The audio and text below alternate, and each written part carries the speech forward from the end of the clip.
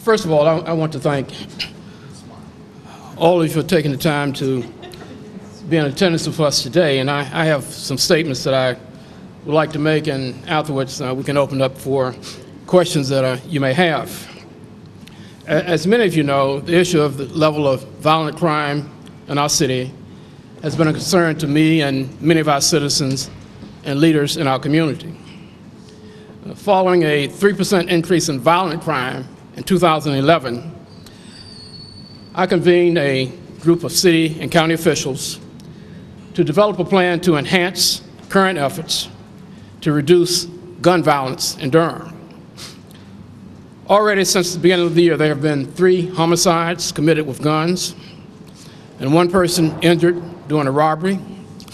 I can tell you this is a very disturbing trend that we as a community should not and cannot accept. We have to renew our efforts and our commitment to reducing gun violence that kills our children, that destroys our families, that reduces our quality of life, and negatively impacts our economy. Over the terms of the years that I've had the privilege to serve as the mayor of the city of Durham, we have seen violent crimes increase and decrease, at times being below and at times being above our peer cities, which we use for comparison, as well as being sometimes above and below the statistics that are provided by the FBI on national crimes that are committed.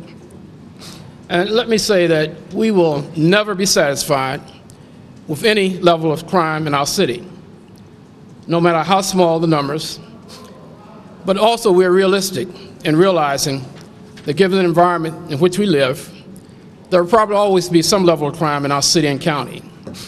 Durham is also not unique in having the challenges of dealing with crime, especially for cities and counties of our size, demographics, and our income levels.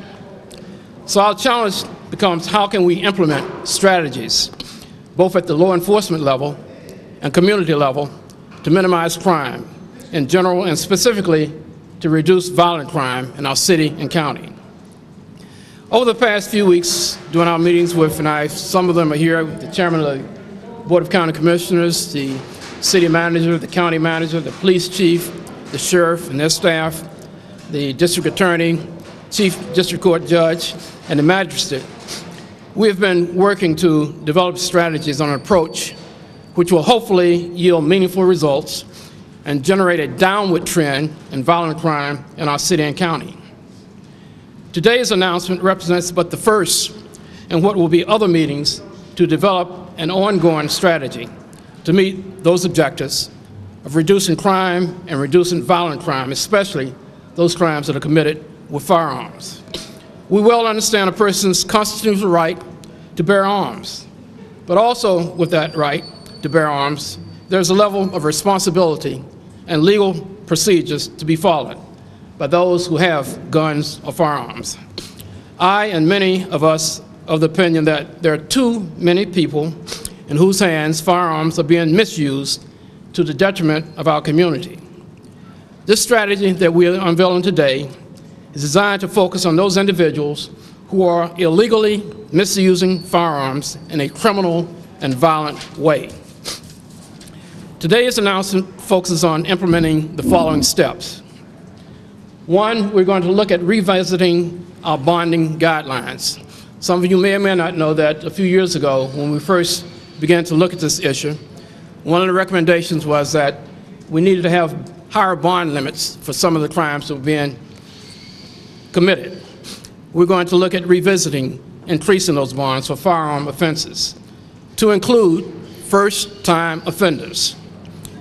We're going to recommend possible new legislation to increase penalties for different classifications of firearm offenses and violence.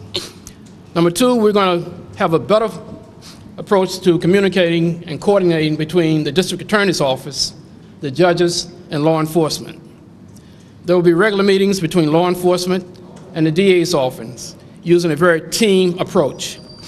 The DA's office will have a staff person to track individuals who committed crimes using guns and share that information with law enforcement officials and the courts in a more coordinated and timely fashion. And Judge Morey has assigned a magistrate to the police department Monday through Friday to speed up the issuance of warrants for violent crime arrests. The police department will enhance its focus on the top violent crime offenders in each district.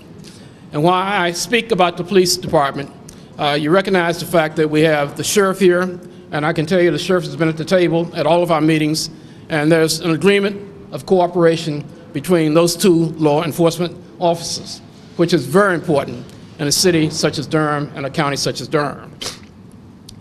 In identifying its focus on the top violent crime offenders in each district, the police will be reaching out to them to let them know who they are and that they know who they are. And they will be strongly suggesting that they modify their behavior or suffer the consequences of very appropriate and direct law enforcement actions. In particular, they will place more emphasis in the areas where most gun violence occurs, in such areas as Northeast Central Durham, the Bullseye, and the East Durham Children's Initiative area. Now, I want to emphasize that this is not an effort to brand these areas as being unsafe, but to acknowledge that based on statistics, it is an area that needs more attention in our attempt to reduce the level of gun violence that has occurred in the past. And that's a very important point, because I don't want anyone to leave here thinking that we have branded these neighborhoods as being unsafe.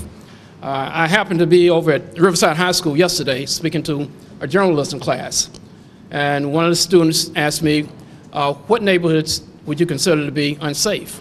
Where is the most violence occurring? And I told them that personally, I don't have any fear of going in any neighborhood in the city of Durham.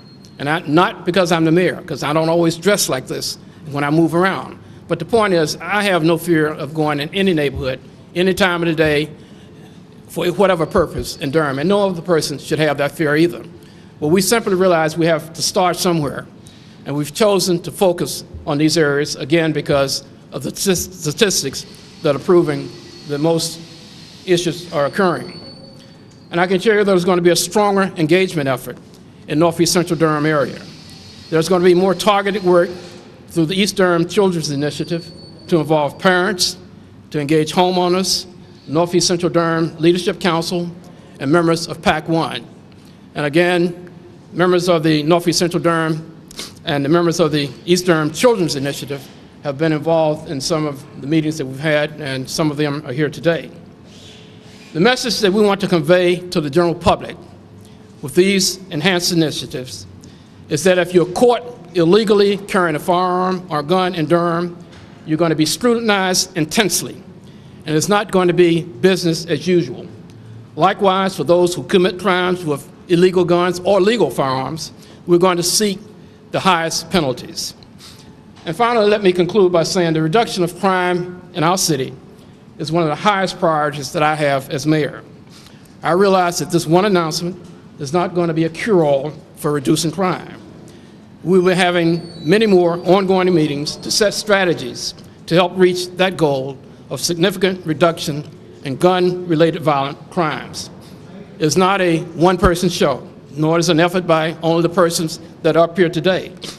As we move forward, we'll be calling and we'll be rolling out strategies that incorporate the involvement of more of our community citizens' participation, as well as their help in developing these strategies.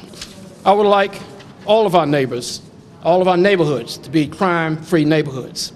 With neighbors more in control in making this happen, I'm convinced that we have the community will and resources to make appreciable reductions in crime. And I'm convinced that we will make it happen. As most of you know, anytime I've got one or more people before me, I still talk about the great things that are happening in our community. And we're not going to let those great things be diminished or the light shine lower because of issues that are occurring by crimes that are committed by a few persons in this city and county, or outsiders who come to our community to do crime. Again, I want to thank you for being here, and we're going to open up for questions, either for myself or any of the persons that are here with me.